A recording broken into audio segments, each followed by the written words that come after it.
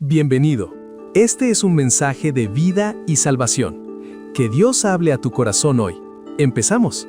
El tema de hoy es la depresión y el desánimo, y el título es Dios conoce nuestros miedos. Primera de Reyes capítulo 19, versículos del 1 al 13. El desánimo es un sentimiento que a cualquier persona le puede suceder. Las causas son variables, pero por lo general pasa cuando la persona experimenta una emoción fuerte, la cual en su mente no hay solución. Dependiendo la situación, ya sea mental, espiritual o física, la persona tiende a no ver con claridad la situación y pareciera que tiene una venda en los ojos y por consiguiente necesita ayuda. Los cristianos también tendemos a desanimarnos en nuestra vida diaria, y también son muchas las razones por las que nos desanimamos, porque estamos afectados por el pecado en nuestra carne pecaminosa, pero hay una gran diferencia. Nosotros tenemos a Dios de nuestra parte. Jesucristo ya pagó el precio y venció el pecado. En el Antiguo Testamento hay una historia la cual nos sirve como herramienta para poder vencer el desánimo y la depresión. En el libro de Primera de Reyes, capítulo 18, vemos que el rey Acab convocó a todos los hijos de Israel y reunió a los profetas en el monte Carmelo. Elías el profeta se acercó ahí y directamente exhortó al pueblo de Israel a que se volvieran a Dios y dejaran de adorar falsos dioses. Y no solo eso, sino que desafió a los 450 profetas de Baal, retándolos en hacer un altar de piedras y un toro sobre ellas en forma de sacrificio de adoración. Esto fue una especie de competencia y reto entre ellos para mostrar cuál de los dioses contestaría primero y a ese seguirían. Y la Biblia nos confirma que fue Dios quien respondió con fuego a la oración de Elías y el pueblo adoró a Dios.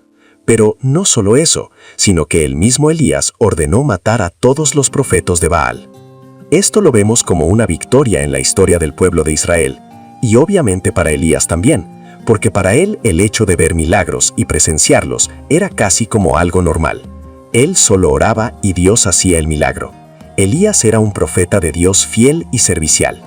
Pero sucedió algo inexplicable que aparentemente no logramos entender de acuerdo al contexto del suceso que Elías acababa de experimentar. Nosotros vemos a Elías como un hombre siervo de Dios firme, sin miedo a confrontar a su pueblo, desafiar a los profetas y desafiar la autoridad del rey Acab. Casi no habían pasado ni 24 horas del milagro del Monte Carmelo cuando el rey Acab contó todos los detalles a Jezabel de lo sucedido. En el capítulo 19, versículo 1 leemos: Acab dio a Jezabel la nueva de todo lo que Elías había hecho y de cómo había matado a espada a todos los profetas. Y fue obvio que Jezabel entró en ira y mandó un mensaje a Elías diciéndole que en menos de 24 horas moriría. Y es aquí donde sucede lo inexplicable. El profeta de Dios, hacedor de milagros, huyó muerto de miedo, desánimo y depresión. Ahora no juzguemos al profeta por actuar así. De una forma u otra, todos hemos experimentado situaciones de pánico, miedo, desánimo y depresión. Por lo tanto, podemos entender un poco más la situación del profeta. Esto nos lleva a buscar una herramienta para poder salir de la situación de depresión o desánimo que estemos viviendo. El primer paso a seguir es el encontrar la raíz del problema que ya sabemos que tenemos. Para esto nos enfocaremos en las reacciones y actitudes de Elías ante tal situación. La primera raíz del desánimo de Elías la podemos encontrar en el versículo 1 al 3, que son los detalles que Acab contó a Jezabel, los cuales le causaron miedo. Primero fue lo sucedido. Una vez que Jezabel supo todos los detalles, entró en ira, y por consiguiente iría sobre la persecución de Elías el profeta. Para él era obvio, ella era la esposa del rey Acab, y tenía poder para hacerlo según la regla terrenal. Otra raíz es la dureza del corazón de Jezabel. Elías pensó que ella entraría en arrepentimiento por lo que había escuchado, y al fin y al cabo, él era el profeta de Dios, respetado en todo Israel, y lo más probable, de acuerdo a su forma de ver la vida, pues ella sería la que le tuviera miedo a él, pero no fue así. La Biblia nos confirma todo lo contrario. En el versículo 3 leemos: Viendo pues el peligro, se levantó y se fue para salvar su vida, y vino a Beerseba, que está en Judá, y dejó allí a su criado. Una vez que encontramos las raíces del desánimo o depresión de Elías, podemos encontrar los errores también. Elías se dejó llevar por sus emociones, por el miedo y la falta de confianza en Dios. De cierta forma, pensó que Dios haría bajar fuego del cielo y quemaría a Jezabel al igual como lo hizo en los altares, o que Dios cambiaría el corazón de ella por medio de un acto divino. Pero Dios no trabaja así. Recordemos que los pensamientos de Dios no son los nuestros y que Él piensa diferente. Más adelante veremos lo que en realidad Dios tenía en mente. Nosotros muchas veces actuamos igual que el profeta.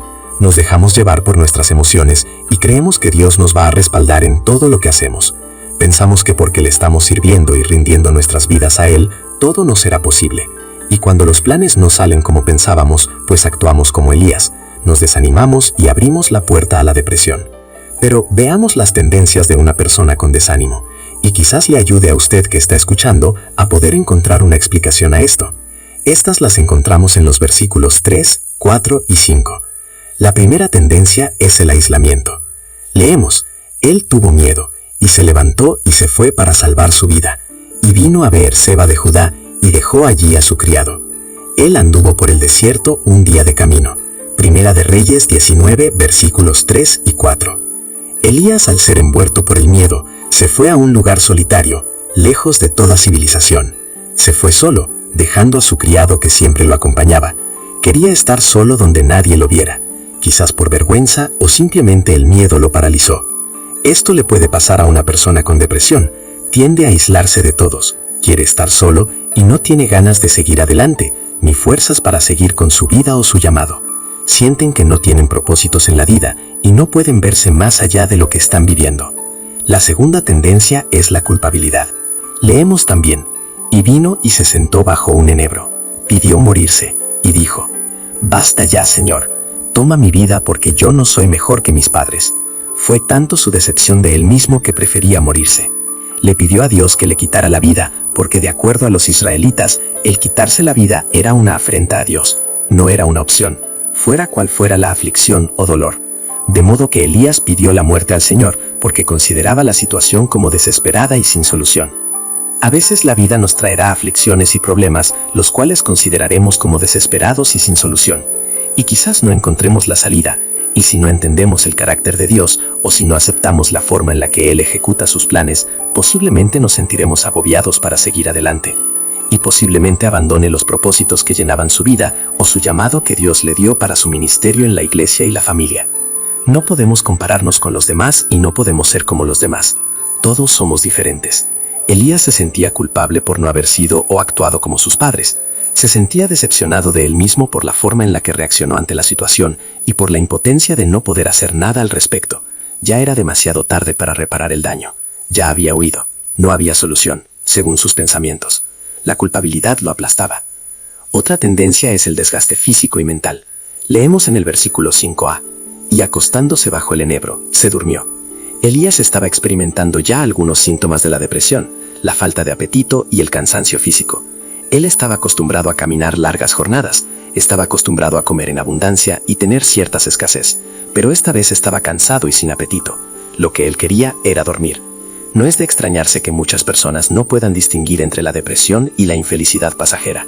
Esta es provocada la mayoría de las veces por circunstancias adversas, pero la persona no pierde su perspectiva ni la esperanza, y puede seguir adelante con su vida. En cambio, la depresión afecta la disposición entera de la persona, determinando cómo se ve a sí misma, a sus circunstancias y a los demás. También sufren la pérdida del apetito y por consecuente pérdida de peso en un periodo corto de tiempo. A esto se suman las dolencias físicas. Entonces surge la pregunta: ¿cómo podemos salir de esta situación cuando perdemos toda confianza y esperanza? La respuesta es tan sencilla que si seguimos el consejo de Dios nos será más fácil salir de tal situación. Primero Dios nos da los pasos a seguir para vencer el desánimo y la depresión. Primer paso que Dios dio a Elías fue comer y descansar. Leemos en los versículos 5 al 8. Y acostándose bajo el enebro, se durmió. Y he aquí un ángel lo tocó y le dijo: levántate, come. Entonces miró, y he aquí que a su cabecera había una torta cocida sobre piedras calientes y una vasija de agua. Comió y bebió y volvió a acostarse. Y el ángel del Señor volvió por segunda vez, lo tocó y le dijo: levántate, come, porque es muy largo el camino para ti. Se levantó pues y comió y bebió, y con la fuerza de aquella comida caminó 40 días y 40 noches hasta Horeb, el monte de Dios. Elías necesitaba fuerzas físicas para poder seguir adelante. Dios no le dijo que tenía que ayunar. No era la situación. Elías estaba cansado y necesitaba comer. También le permitió que durmiera y descansar. No le ordenó que hiciera vigilia. Necesitaba descansar mentalmente y poner en orden sus pensamientos y emociones. Podemos deducir según el contexto de la situación que Elías esperaba alguna revelación divina que le mostrase qué hacer. Ahora Dios tenía planes para él, pero no estaba preparado ni física, ni mental, ni espiritualmente para ejecutar las siguientes misiones. Las personas que están viviendo una situación similar han experimentado malas situaciones como consecuencias de tomar pasos equivocados en un intento por salir de la depresión, siguiendo consejos de personas con buenas intenciones de ayudar, pero con muy mala información, creyendo que todo se trata del ámbito espiritual e ignorando lo físico natural. Muchas veces Dios va a tratar con nosotros en lo físico primero y luego en lo espiritual. Elías estaba en ese proceso porque necesitaba aprender esa lección. Una vez descansada la persona y repuesta físicamente, sigue el siguiente paso, la oración. Y en los versículos 9 y 10 leemos que Elías habló con Dios. Allí entró en una cueva y pasó en ella la noche. Y he aquí vino a él la palabra del Señor. Y él le dijo, ¿qué haces aquí, Elías? Y él respondió, he tenido mucho celo por el Señor, Dios de los ejércitos, porque los hijos de Israel han abandonado tu pacto, han derribado tus altares y han matado a espada a tus profetas. He quedado yo solo, y buscan mi vida para quitármela. Aquí llega el momento de empezar esa intimidad con Dios. Elías, ahora, a solas, en una cueva, pudo empezar a escuchar a Dios y entablar una conversación personal. Dios hizo preguntas escrutadoras a Elías, y él sacó sus sentimientos. Dios aclaró la visión del profeta sobre su situación, lo que deshizo sus pensamientos negativos.